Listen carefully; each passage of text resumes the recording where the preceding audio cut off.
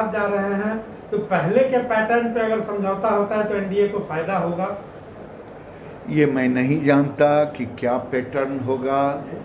ये जो राज्य के नेता हैं, देश के नेता हैं, मैं तो एक कार्यकर्ता हूँ, जो पार्टी का निर्णय होगा वो कर। बराबरी का फॉर्मूला था लोकसभा चुनाव में। भाई का क्या कह रहा हूँ, मैं नेता नहीं हूँ पार्टी का, मैं एक कार्यकर्ता हूँ। जो पार्टी तय करेगी उसके बाद में बताऊँ। फूटी हुई नहीं है, मैं चुनौती के साथ स्पेसिफिक जगह कह रहा हूँ। बेगूसराय जिले का बीरपुर के बगल में जोकिया है, जहाँ कटा है। आज कोई जाके देखे, कल तो मैं होके आया। छोटा सा मेडिकल कैंप तिरपाल के अंदर चल रहा था, टेस्ट हो रहा था, वो जमीन पर नहीं था। कल मैं बरौनी थर्मल पावर से बेगूसराय से चला, 1 घंटा 45 मिनट में पहुंचा। टोल टैक्स कैसे पहुंचा? अगर सड़क सरमेरा पथ चंडी दनियामा होते हुए कभी हम ललायित होते थे, गांव में सड़कें नहीं थी, हम ललायित होते थे किरासन तेल कैसे पहुंचाएंगे।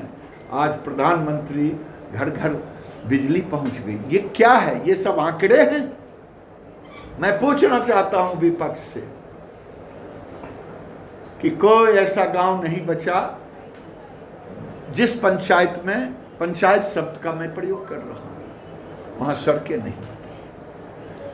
जो हमारे गरीब भाई थे उनको किरासन तेल ललायित रोशनी जलाने के लिए आज सौभाग्य योजना की ओर से घर घर बिजली है। ये सब आंकड़े कह करके गरीबों के दिल से मोदी को नहीं निकाल सकते।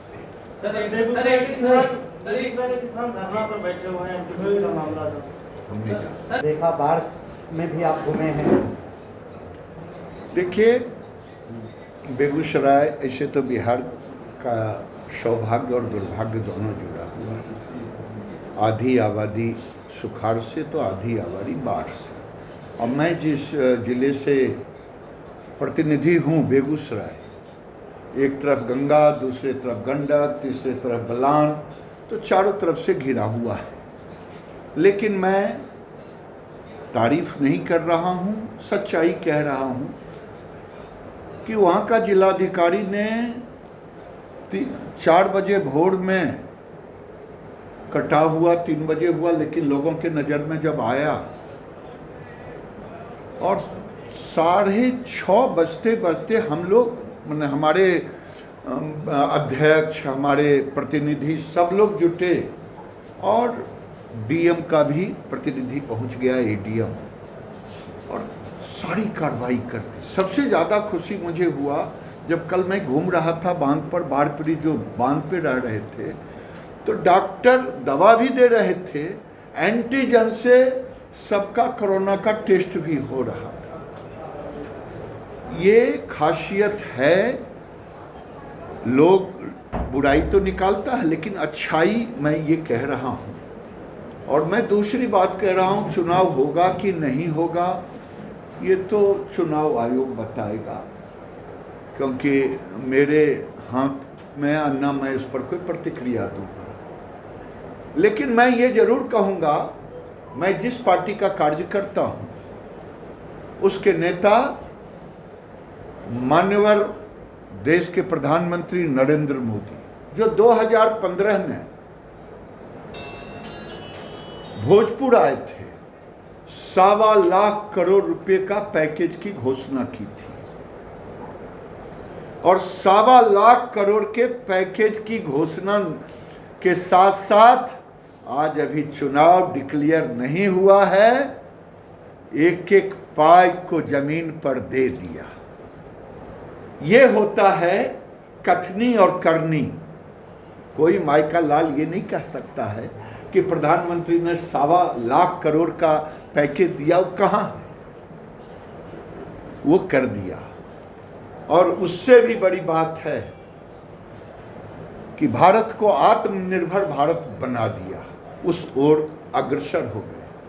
अब पहली बार हम ताइवान को बरमोश हम एक्सपोर्ट करने जा रहे हैं। आज तक तो डिफेंस के सारे चीज हम इंपोर्ट करते रहे। और प्रधानमंत्री, रक्षा मंत्री ने कहा कि 100 आइटम को हम इंपोर्ट नहीं करेंगे। अब हम आत्मनिर्भर भारत में एक्सपोर्ट कर रहे हैं।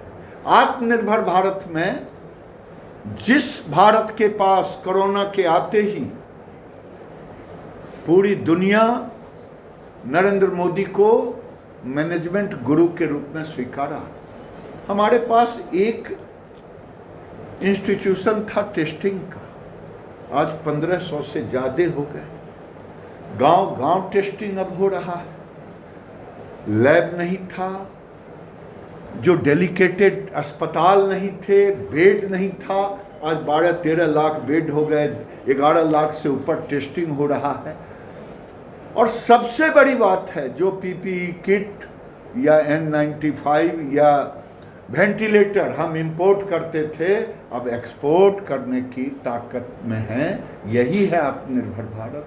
नरेंद्र मोदी ने जो कहा है, आज भी मन की बात में आत्मनिर्भर भारत को ही उन्होंने कहा। और उन्होंने जो एग्जाम्पल दिया खिलौने का, हमारे यहाँ तो काठ का खिलौना एक से एक बनता था। अब टेक्नोलॉजी उसमें हम जोड़ेंगे। हमने 59 ऐप को हटा दिया, लेकिन उसके सब्स्टिट्यूट भी लाना शुरू कर दिए। इसलिए जिस दिन भारत आत्मनिर्भर भारत की ओर अग्रसर नरेंद्र मोदी ने जो कहा है, वो हो रहा है। और मैं समझता हूँ कोरोना काल हमारे लिए आपदा रहा।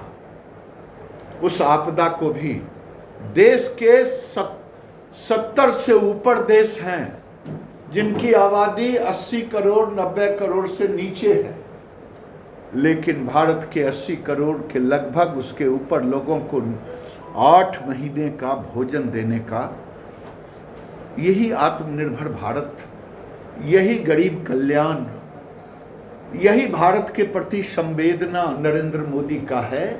और नरेंद्र मोदी का समर्पण, एक तरफ अगर 2014 में लोकतंत्र को दंडवत किया, सर झुकाया, समर्पण किया, वहीं राष्ट्र के प्रति प्रतीक राम जन्मभूमि में भी उन्होंने समर्पित कर दिया, जो 500 साल से नहीं हुआ। सर, आप अपने क्षेत्र से घूम कर आ रहे हैं, गांव देहात, बाढ़ के एरिया, तमाम जगहों पे घूम के आ रहे हैं। यहाँ की विपक्षी पार्टी ये कह रहे हैं कि आप लोग आंकड़ों का जाल बिछाते हैं। अगर आपको हमारा वीडियो पसंद आया हो तो इसे लाइक करें, सब्सक्राइब करें और साथ ही बेल आइकन दबाना ना भूलें।